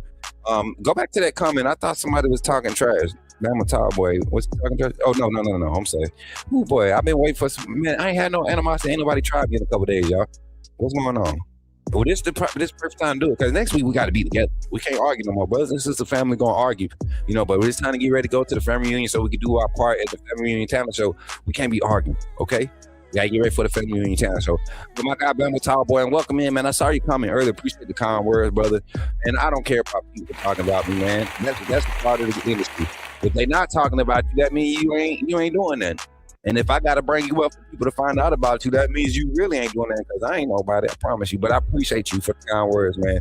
And he said, so does the O-line struggles, so does the O-line struggles in key moments argument come off like, let me see. Oh, so I think he was trying to say, so does the O-line struggling in key moments argument come off legit? I would say so. And it's all circumstantial to me. You gotta look at the moments in which they struggle. Like those 6-man pressure pass offs. I think you have some experienced defensive coordinators where we've seen those situations give us problems. It's like they wait for key moments to see maybe a personnel change, or they may have seen some on the last bull rush that could have got there if they allowed the quarterback, or the quarterback held the ball for a split second longer, right? And so I think there have been some defensive coordinators that have found some quality mismatches and have out of the right things at the right moments. And like AJ McCarron had a point. He said a lot of things that you see when the offensive line does struggle is not anything extravagant. It's like they just get whooped, and that's what happens when you're playing against good players. But we got to have a quarterback to be able to level some of those instances out, because it's not like they're happening on a 1-to-3 ratio like they were for Jalen Milroe. For every 3 snaps, he was getting pressured under 3 seconds. Well, you're seeing that at like a 14-15 snap for Ty Simpson. There are some plays where he's not having to try to evade the pocket until we're talking about 3 Mississippi, 4 Mississippi. He's just not trying to make a decision whether he should throw it or run. So we got to see that better. But I will give you that argument that the O-line has missed some key pressures in some key moments, 3rd and 6s, or second and 4s, or 4, and then we get sacked for 10. Now we in 3rd and 17 or 3rd and 12. Like those things do hurt us. So I'll give you that argument, Babylon Tall Boy. And see, I'm not saying that everybody else is perfect and everything's on Ty. I'm just saying you got to acknowledge the fact that this young man is not doing the bare minimum that we want from a quarterback in order to say that we're going to compete for a national championship. Shout out to my little sister Shrimp is in the building, y'all. I got to give. And when royalty pops in, and I say royalty because he was there, and the reason why y'all have a Coach Smook, it came from my little sister Shrimp. Shout out to her. I seen you and RJ. I don't know if you remember RJ. He checked in on Twitch too. Shout out to my brother RJ. I can't remember where the comment is. It's way up too far, but I'm more scared of Keelan than Ty. This is an Oklahoma fan saying this, chat. A true Oklahoma fan, somebody that is well respected, a member of the AAA family, right? And has had, I don't think I know it all, but I think I talk pretty good ball when I break down these games, and I was pretty spot on when it came to my evaluation of the matchup against Oklahoma. And we really saw some things, but for him to be just as excited or not excited, but scared, and understand the type of talent we have in Keelan Russell, it does say something. And I'm not saying that it makes me right or anything. I'm just saying this dude's talent. If you know football and you've seen Keelan Russell spinning, whether it's been in practice setting or the garbage time setting where he's came in, you know that there's something special. It's kind of like when you saw Tua come in and rip the ball his freshman year. Like you knew it. That's what you see with Keelan Russell. Yo, what's up? D-Bama Swag is in the building. Oklahoma history against Alabama is 4-2-1 without Tate Sandell. They would have lost 21-14. Okay, we got a historian in the building. Welcome in. Appreciate you for being here too. And make sure y'all subscribe to the YouTube channel and run the likes up. The past means nothing. Now is what matters. Facts. I think this is a situation where you throw all the stats out the window. I think each team has a clean slate to run into this with a new mindset. Not much game planning. I don't believe you're going to see a lot of game planning is really changing. Like you see a face change, you're going to see some adjustments, but I don't think you see many face changes in this game. We got about 5 more minutes left on the calling line. If anybody wants to call in, end up and end the show tonight with the last call in on the segment, please do so. 334-625-1121. And shout out to YouTube for our promotion, man. We've been getting some crazy good ads in our during our live shows. We appreciate all the different products and different merchandisers and ad promoters that see fit for our channel to promote their ads on. You know, we see it in a lot of different things. If you haven't, make sure you go check out our merch line here on the Coach Smook Network. We do have merch, and y'all want to support the boy, really help us continue to grow and spread the word. Mess around and get one of these doggone these hoodie or these sweatshirts that we got, man. These things are, I mean, like literally cold-blooded, and y'all can see the I switched it around. Y'all can see the QR code here on the top. Should be, is it left-hand corner of the screen? If you're watching on the TV, which I found out that a lot of you do, you know. And just so y'all know, I don't beg for money, right? We don't beg for donations and stuff, but we beg for, like, if you watch it on the TV, take 2 seconds right now. Either take your remote. You probably got this one. Push up, right? And you're gonna see the little YouTube thing with the title and everything. You can push up and scroll over to the thumbs up and hit OK, and it's gonna give us a like. And when you do it from the TV, it's a different type of algorithm that pushes out. So people that are watching YouTube on TV, they get a different type of notification to get pushed out, and different notifications pop up on the TV differently than they do on your cell phone and on the computer. So if you like it from the TV, that's going to help our algorithm. People watching this from a lot of people watching us on TVs, which is crazy to me. I've seen myself on the big screen, and I don't see how y'all do it. Like, I don't see how y'all do it. I'm just playing. I ain't that ugly now. Don't be, listen. Yeah, I ain't that ugly. But I appreciate y'all for the support. But make sure y'all go check out the merch, man. Here on the Coach Smook Network, you scan that QR code. Definitely help us out with our growth and spreading the word. We got a lot of different products. You want to go check it out, please do so. And then also, if you're not a member of the AAA family, I'm telling you, the post-practice report, the members-only videos have been very juicy and very credible. A lot of things that we saw. Y'all remember I told y'all, and the members, and it's been out for, has it been a week yet? Last game, what's good, man? He said, so is ours, LMAO, the battle booty. You funny, bro. But chat, how many of y'all, how many of the members, if you have a wristband, how many of y'all saw the truth about, you know, the quarterback situation at Alabama members only video? If it was good, give us some fire emojis in the chat while I explain this. If you ever go and tap into a members only video and you don't catch it live, leave a comment and give me your thoughts, because that's what's going to help people like YouTube will see that we're getting that activity, and we got over 100 members now in the family. So if you first time watching live game, appreciate you, man. Appreciate you. Hopefully you subscribe to the channel, but you become a member of the AAA family. If you're a Bama fan, you love it here. If you're a SEC football fan, you're going to love it here. If you like gaming, you're going to love it here. I see you're a gaming content creator. We're looking for some content creators to join our league here so we can start doing some gaming content in the off season on top of our live vlog coverage of some visits we're going to be taking to some campuses this off season. A lot of different things we doing, man. So I appreciate you. I think our boys is going to out physical Oklahoma. That's going to be a tough thing to do. That's a tough team. One thing about Oklahoma, that is a tough team, and I'm not going to sit here and act like that we have displayed in every game where we're going to out physical a team. Even on the defense, when we played good, it wasn't because of us being more physical. We've just been more efficient than last year in our tackling department. A lot less tackles at this point in the season than we saw last season. So 334-625-1121 is the number. We got about 2 minutes before the phone line closes. 334-625-1121 for 2 minutes before the phone line closes. As a matter of fact, because it's 2 minutes left, we're gonna go ahead and close it, and we're going to leave y'all with this final infomercial break before we get out of here on closing out the call-in show, the Spook Scoop, and it ended up turning to a pretty solid call-in show. It feels like it's about 9:30, but it's only 7. I think we might have to start doing 5:30 lives. What y'all think, chat? Leave me some reviews in the chat. Let me know your thoughts on how you, what you thought about the show tonight, the layout, how everything looks.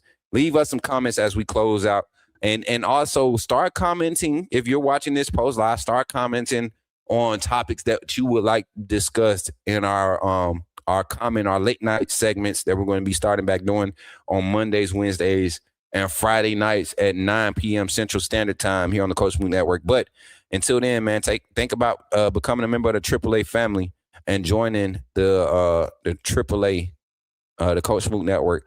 Mary J, can you hit that video for me? My screen is froze. Or yeah, can you hit that video for me? I don't know why. Y'all see how StreamYard be embarrassing me in front of my friends. Glad you chose to stop by the channel today.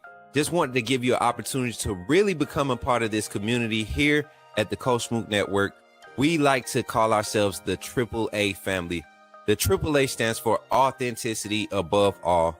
We just want to give you an opportunity to become a part of this community because we're growing and we're doing something special here as a fan base, not just for Alabama, but the fan community as a whole. We're creating an environment where it's safe to be yourself, be authentic, and meet people who share the same passion you share, whether it's for the same team or not. You can do this by becoming a member of the AAA family. You simply start by just clicking the link provided to you by one of the moderators in the chat, or it'll be pinned to the top of the chat. Click that link. It'll bring you to my homepage. When you get to my homepage, make sure you hit the notification button and turn on all notifications. Understand that there are more, and each level has its perks. You can go through and read each perk. As we continue to grow, new perks will be added to each level. One thing we would like to highlight that all AAA members are greatly appreciated. It does not go unnoticed that you have taken time and hard-earned money to support this channel. Once you join, YouTube is going to ask for some payment information, and make sure you monitor your subscription dates. Also, if you really want to get interactive with the community and find out what's going on, think about joining our Discord family. This is where you can get into all the fan talk of the community, and also there are networking opportunities. Please be mindful that there are rules and that we expect everyone to treat everyone with respect.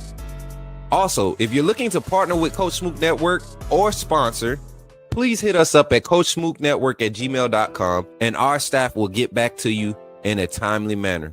I'm your boy, Coach Smook of the Coach Smook Network, and I thank you for supporting this channel.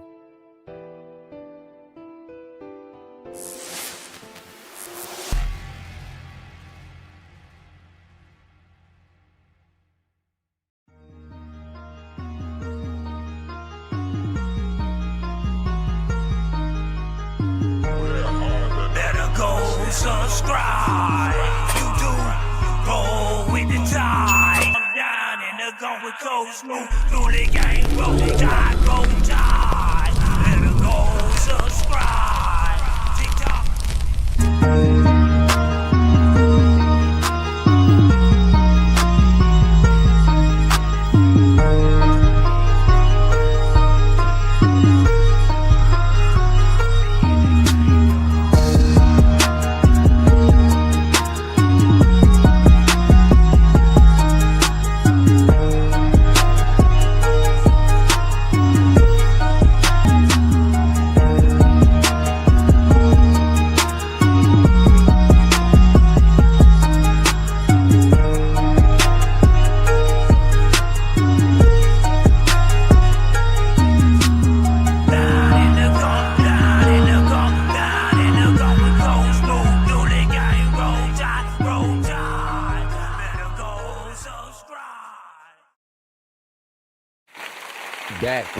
We back, chat.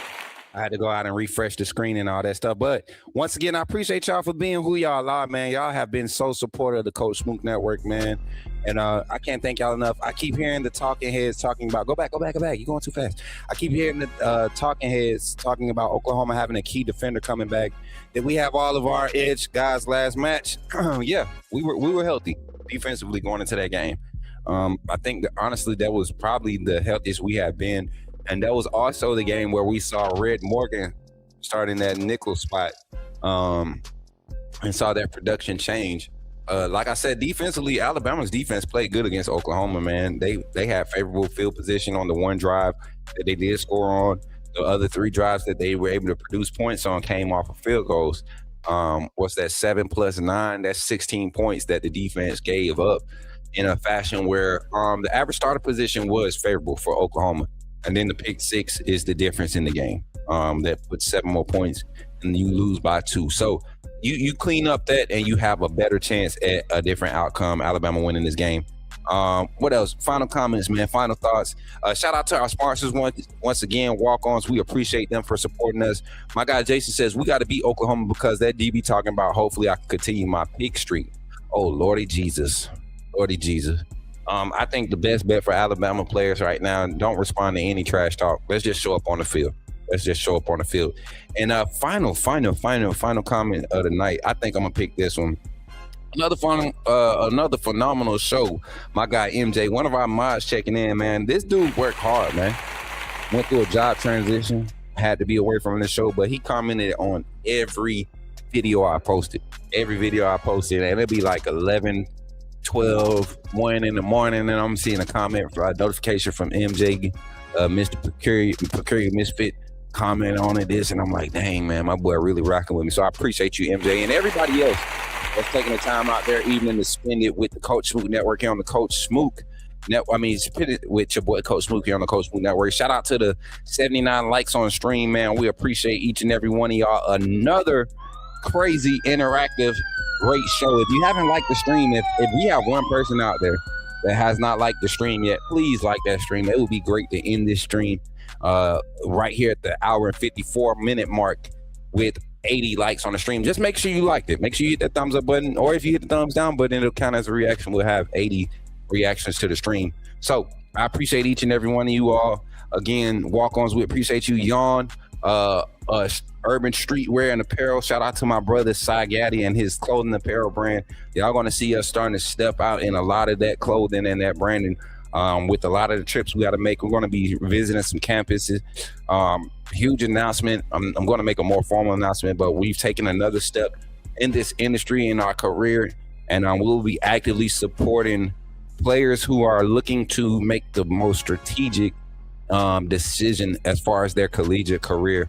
Not just portal, but just advice and strategic placement advisory is what we'll be providing for a major NIL agency here in college football rankings. We have an official meeting set up coming up here soon. So y'all keep your boy in prayers. I've never been in this arena, but I do believe in the word of God when he said he will prepare tables for you that you didn't even have to prepare. And there's a seat there for me. And I truly believe that. I believe that ever since I've kind of been pulled into this industry, there's going to be a special place for me. And I trust God in that process. And I knew it wasn't going to be easy. It wasn't easy for Jesus when he, committed to committing that act of dying for our sins. But I do believe that he's given us all our personal destinies, our specific destinies, and this is mine. So I appreciate y'all for supporting that and believing in that. Definitely appreciate the more positive atmosphere on this show compared to, man, those my boys. I mean, they're my boys, man. They can be real negative. They can sometimes, but those my guys, man. And Luke and Jimmy, they keep it real at the end of the day. They say they acknowledge a lot of negative stuff, but they're solution oriented thinkers. They will talk about ways to adjust so that we can see better production. And that's what I can appreciate. They're not fair weather. They don't give up on the team. They don't down players. They don't dog players. They don't say players need to get out of town, crazy stuff like that. Those guys are informative. So I appreciate them. And Bama Boy 2296, how you remembering you don't know that, man? We've talked about that. We've talked about the interim position being filled and how they're adjusting. But Shep is still manning those duties until the end of the season. So it's not too much of a pressure to really go and find somebody right now. There are going to be a lot of perspectives opening up, former OCs that are going to probably look to take a step back and just be developed players and not have that responsibility, that level of responsibility on them for that state of their career. So we can take advantage of some good names out there. Now, I appreciate each and every one of y'all for being here tonight on the Coach Smook Network. Once again, don't forget to check us out. We got we're going to go live tomorrow. I might go to Walk-Ons and watch the Army-Navy game, that rivalry game. Me being an Army veteran, I'm excited to see this game. Both of these teams look better than what they have in the past, and the matchup has actually been getting better as the years continue to go throughout, as you go throughout the years, with the Army being able to recruit a little bit differently now, and their regulations have kind of become lenient so that they could be a little bit more competitive in the collegiate athletics department. So once again, I appreciate you all for tapping in with your boy Coach Smook. And don't forget, man, when you see me in the streets, holler at me and say, put me in the game, Coach Smook. Y'all be blessed. And roll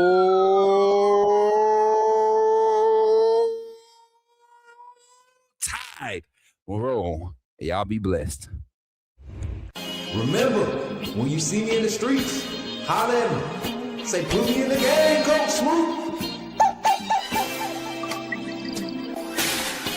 Put me in the game, Coach Smook. Put me in the game, Coach Smook. Like, share, subscribe. You know we keep it live. Put me in the game, Coach Smook. Put me in the game, Coach Smook. Put me in the game, Coach Smook. Put me in the game, Coach Smook. Put me in the game, Coach Smook. Put me in the game, Coach Smook.